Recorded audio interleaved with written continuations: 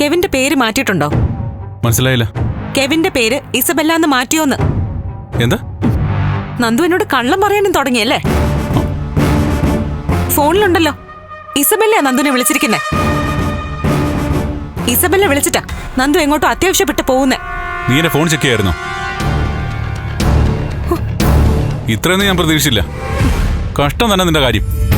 കള്ളം പറഞ്ഞതല്ല, അത് കണ്ടുപിടിച്ചതാണ് കുറ്റം അല്ലേ? ഒരാളുടെ സമ്മതമില്ലാതെ അയാൾ ഫോൺ പരിശോധിക്കുന്നത് തെറ്റ് തന്നെയാ. അത് ശരി, പുതിയ നിയമങ്ങളൊക്കെ വന്നു തുടങ്ങിയല്ലോ.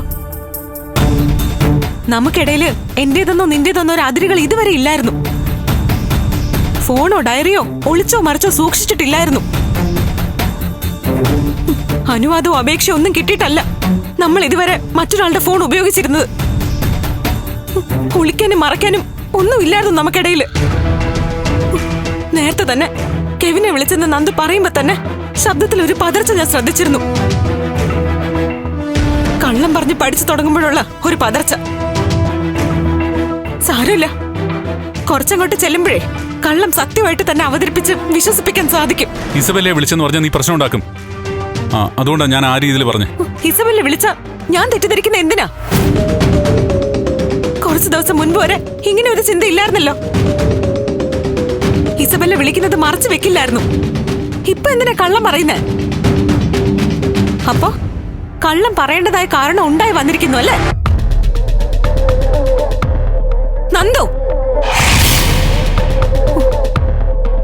ഇന്നലെ രാത്രി നിങ്ങൾ എവിടെയായിരുന്നു? നന്ദുന്റെ മേലെ അവൾക്ക് എന്താ ഇത്ര അവകാശം? അതും ഇത്ര പെട്ടെന്ന്. നന്ദുന്റെ ഫോൺ ഞാൻ നോക്കിയത് മഹാ അപരാധമായിട്ട് നന്ദു പറയുന്നു. ഇന്നലെ ഞാൻ നന്ദുനെ വിളിച്ചപ്പോഴേ നന്ദുന്റെ ഫോൺ എടുത്ത് എനിക്ക് മറുപടി തന്നത് അവളാ. അത് കുഴപ്പമില്ല അല്ലേ? പുതിയ കൂട്ടുകെട്ടുകളുടെ തുടക്കം അല്ലേ? അതല്ല, പഴയത് പുതുക്കിയെടുക്കാൻ വേണ്ടി. അനാവശ്യം പറയരുത്. ഉത്തരം മുട്ടുമ്പോ ഇങ്ങനെ പൊട്ടിത്തെറിക്കുന്നതേ ചില ഭർത്താക്കന്മാരുടെ രീതിയാ. പക്ഷെ നന്ദു, ഒച്ച എടുത്തുന്ന് വെച്ച് ഞാൻ പേടിച്ചിരിക്കില്ല. എന്റെ ജീവിതം വെച്ച് കളിക്കാൻ ഒരു ഇസബെല്ലയും ഞാൻ അനുവദിക്കില്ല. നിങ്ങൾ തമ്മിൽ വലിയ സൗഹൃദമായിരിക്കും, പക്ഷെ ആ സൗഹൃദം എനിക്ക് ഉൾക്കൊള്ളാനോ അംഗീകരിക്കാനോ പറ്റാത്തതാണെങ്കിൽ അത് അവസാനിപ്പിക്കണം. ഒരു ഭർത്താവ് ഭാര്യയോട് കാണിക്കേണ്ട വിശ്വാസം അത് കടമയാണ്. നിന്നോടുള്ള എന്റെ സ്നേഹവും വിശ്വാസമൊന്നും അങ്ങനെ തെളിയിക്കേണ്ട കാര്യമൊന്നും എനിക്കില്ല.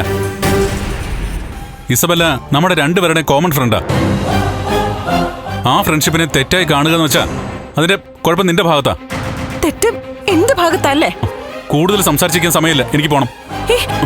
നന്ദു, എനിക്ക് കുറച്ച് സംസാരിക്കാനുണ്ട്. പറഞ്ഞില്ലേ എനിക്കിപ്പോ സമയമില്ല. പ്ലീസ്, ഒരു 10 മിനിറ്റ് എനിക്ക് വേണം. ഇപ്പൊ എനിക്ക് പോയേ പറ്റൂ. ഞാൻ വന്നിട്ട് സംസാരിക്കാം. നന്ദു.